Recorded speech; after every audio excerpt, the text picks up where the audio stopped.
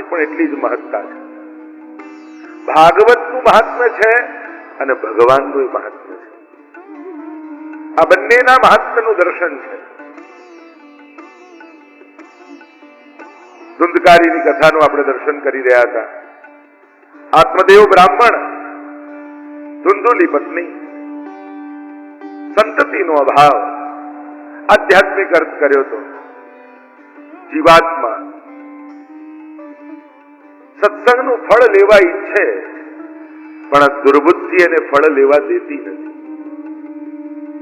એક વસ્તુ યાદ રાખજો વૈષ્ણવો, કોઈ તમારું ઘર બગાડી જાય નુકસાન નથી, કોઈ તમારું ધન બગાડી જાય નુકસાન નથી, કોઈ તમારી કાર બગાડી જાય નુકસાન નથી, કોઈ તમારા કપડા બગાડી જાય નુકસાન નથી, પણ કોઈ તમારી બુદ્ધિ બગાડી જાય એ બહુ મોટું નુકસાન છે.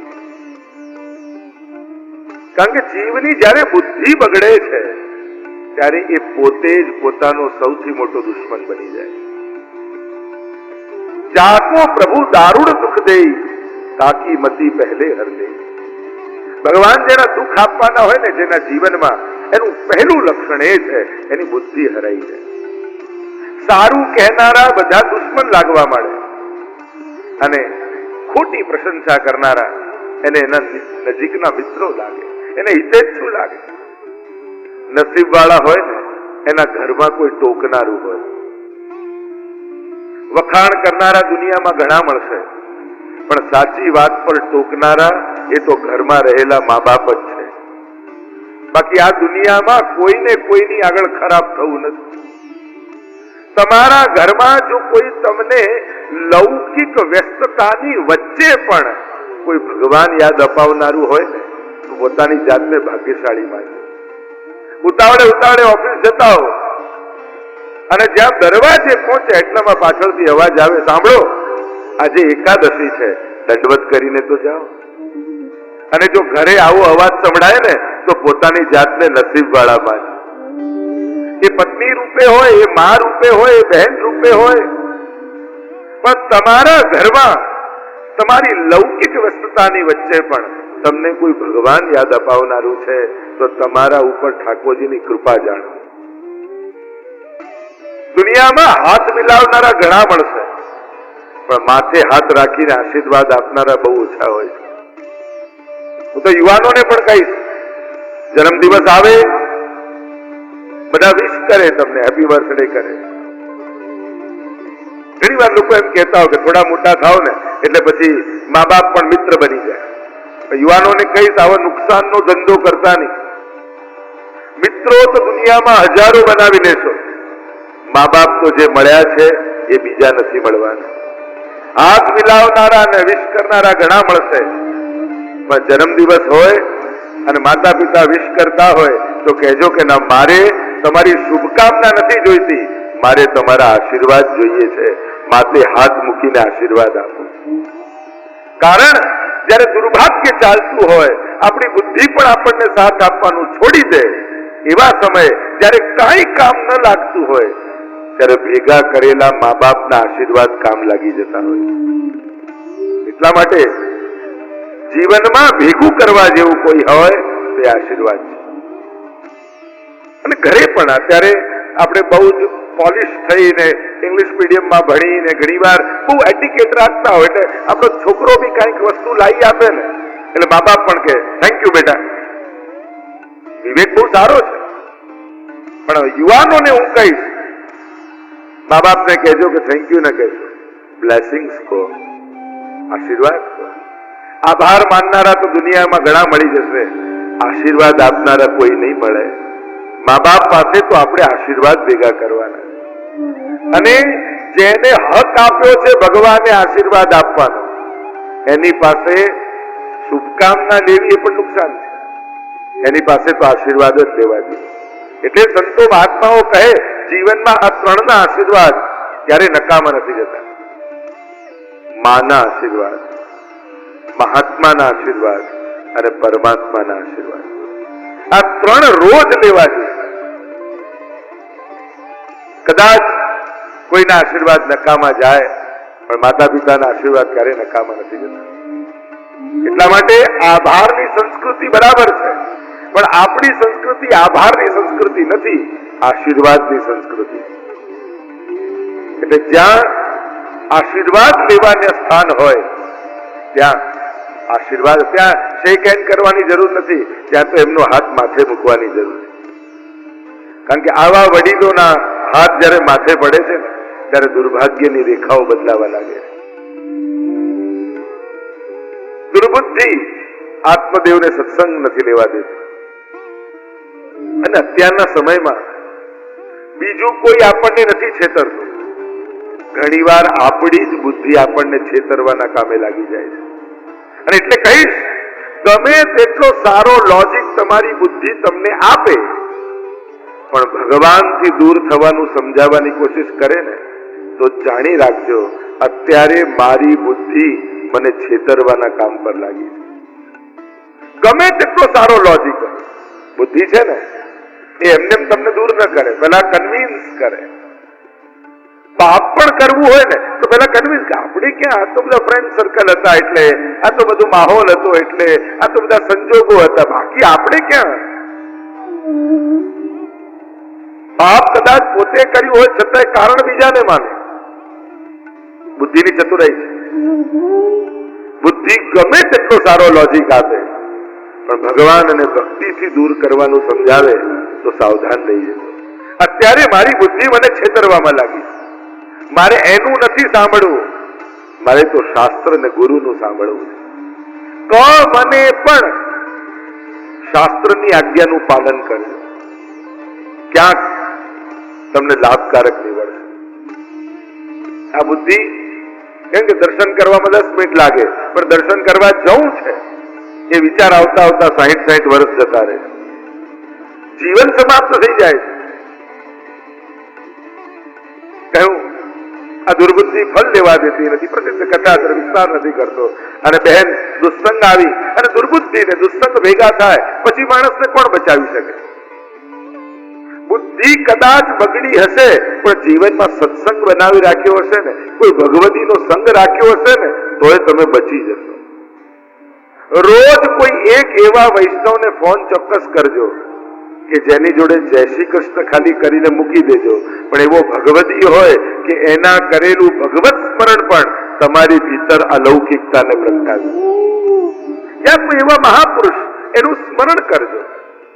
જેને જોતા, જેને સાંભળતા, જેના દર્શન કરતા મન પવિત્ર થતું હોય ને, એનું કઈ નહીં તો ચિત્ર જ ને જોજો, જેનાથી અંતઃકરણ પવિત્ર થાય. એવું નામનું સ્મરણ કરજો જેનાથી અંતઃકરણ વિશુદ્ધ થાય. એટલે કદાચ બુદ્ધિ ભલે બગડી છે, પણ સંગ સારો હશે ને તોય બચી જશે. પણ બુદ્ધિ પણ બગડી અને એમાં દુસ્સંગ પણ મળી ગયો, પછી જીવને બચાવવો બહુ અઘરો છે. અહીંયા પ્રસિદ્ધ ગઈકાલે કથાની ચર્ચા કરી, ગૌકર્ણજી થયા, અહીંયા ધુંધકારી થયો. ગૌકર્ણજી મહાપુરુષ થયા, ધુંધકારી ખલ થયો. ગૌકર્ણજી વિદ્યાભ્યાસ કરવા માટે ગુરુકુળમાં પધાર્યા. ધુંધકારી છલ કપટ એમાં જ લાગી ગયો. માને ખૂબ તાપ થયો, આત્મઘાત કરી લીધો.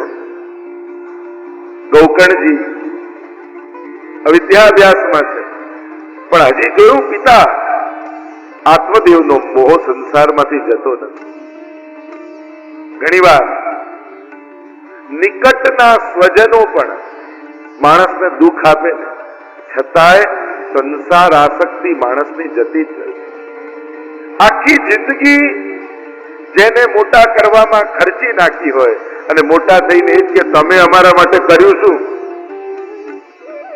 ત્યારે આઘાત તો લાગે, પણ અનાસક્તિ પ્રગટતી નથી. જીવ જો દયા ભાવ બધા માટે રાખો, જેને જે જોઈએ એ આપો. સંસારને તમારો વિશુદ્ધ પ્રેમ જોઈતો જ નથી, સંસારને પ્રેમ પૂર્વકનો વ્યવહાર જોઈએ. સંસારને વ્યવહાર કુશળતા જોઈએ, અને ભગવાનને વ્યવહાર નથી જોઈતો, એને પ્રેમ જોઈએ છે. એટલે જેને જે જોઈએ આપો. સંસારને વ્યવહાર જોઈએ તો સંસારમાં વ્યવહાર બહુ સારો કરો, પણ પ્રેમ ઠાકોરજી માટે બચાવીને રાખો. એટલો ઉત્તમ વ્યવહાર કરો કે બધાને એમ લાગે કે ના તમારી જોડે બહુ સારું. એક વસ્તુ યાદ રાખો, તમે સંસારમાં ભલે છો પણ તમે સંસારી નથી. તમે વેપાર ભલે કરો છો પણ તમે વેપારી નથી. તમે વૈષ્ણવ છો. કાર્ય ભલે બધા થાય છે પણ તમારી વૃત્તિ તો વૈષ્ણવી વૃત્તિ જ રહેવી જોઈએ. સંસારના વ્યવહાર બધે જ થાય, ભલે થાય, કરવા જરૂરી પણ છે, અને ઉત્તમ રીતે ધર્મ, અર્થ, કામ અને મોક્ષ ચારે પુરુષાર્થ. વૈષ્ણવ બનીને વેપાર કરજો, વૈષ્ણવ બનીને વ્યવહાર કરજો. જ્યાં પણ જાઓ તમારી વૈષ્ણવતા પહેલા હોવી જોઈએ. જીવનના પણ જે પ્રશ્નો જાગે, ઘણી બધી એવી ઘટનાઓ ઘટે કે જેને પ્રશ્નો રૂપે સામે આવીને ઉભી રહી જાય, કરવું શું, આનું સમાધાન કાઢવું કેમ? વ્યક્તિ બનીને સમાધાન કાઢવા જશો તો સંઘર્ષ થશે, પણ વૈષ્ણવ બનીને સમાધાન કાઢશો તો જીવનમાં શાંતિ આવશે.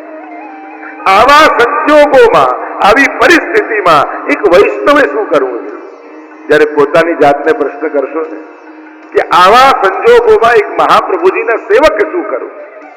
લડી લેવું, ઝઘડી લેવું બહુ સહેલું છે, પણ જીવનમાં ઉકેલો શોધવા અઘરા છે.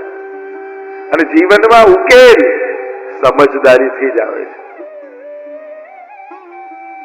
તમને જાતે સુખી થતા ન આવડ્યું તો તમને તમારા સિવાય બીજું કોઈ સુખી નહીં કરી શકે. કન્યા પરણીને આવી, પતિને કહેવા લાગી તો મને સુખી તો કરશો ને? ત્યારે કહ્યું તું કઈશ એવું ઘર અપાવીશ, તું કઈશ એવું ગાડી અપાવીશ, તું કઈશ એવી કપડા અપાવીશ, પણ સુખી થતા જો તને ન આવડ્યું તો તારા સિવાય તને બીજું કોઈ સુખી નહીં કરી શકે.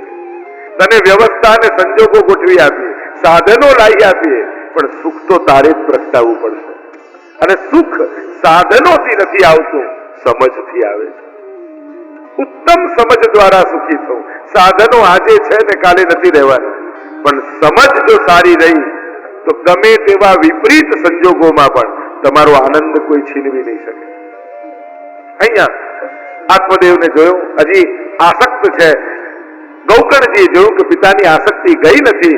સુંદર ઉપદેશ પિતાને આપ્યા છે, બહુ પ્રસિદ્ધ શ્લોકો છે. પિતાજી ધર્મ ભજસ્વ સતતમ જજ લોક ધર્મા. ક્યાં સુધી હવે તો પોતાના આત્મકલ્યાણનો વિચાર કરો પિતાજી. ધર્મ ભજસ્વ સતતમ, સતત ધર્મનું ભજન કરો. જજ લોક ધર્મા. હવે લૌકિક વ્યવહારને છોડો. અમુક સમય થાય પછી વ્યક્તિએ પોતે જ ધીરે ધીરે સંસારના કેન્દ્રમાંથી સાઈડમાં જતા શીખવું જોઈએ. ક્યાં સુધી એ? આનો તો કોઈ અંત જ નથી. સંસાર આસક્તિ ક્યારે સમાપ્ત થાય? ધર્મ ભજસ્વ સતતમ જજ લોક ધર્મા. લૌકિક ધર્મોને ધીરે ધીરે છોડતા જાઓ, કારણ કે આ સંસાર તમને ક્યારે છોડવાનો નથી. તમારે જ આસક્તિ ઓછી કરવાની. નિષ્ઠુર નથી થવું, અનાસક્ત થવું છે. બંનેમાં ફરક છે. જેનું જે થવું હોય થાય, મારે શું? આપણે એવા નિષ્ઠુર થોડી છે.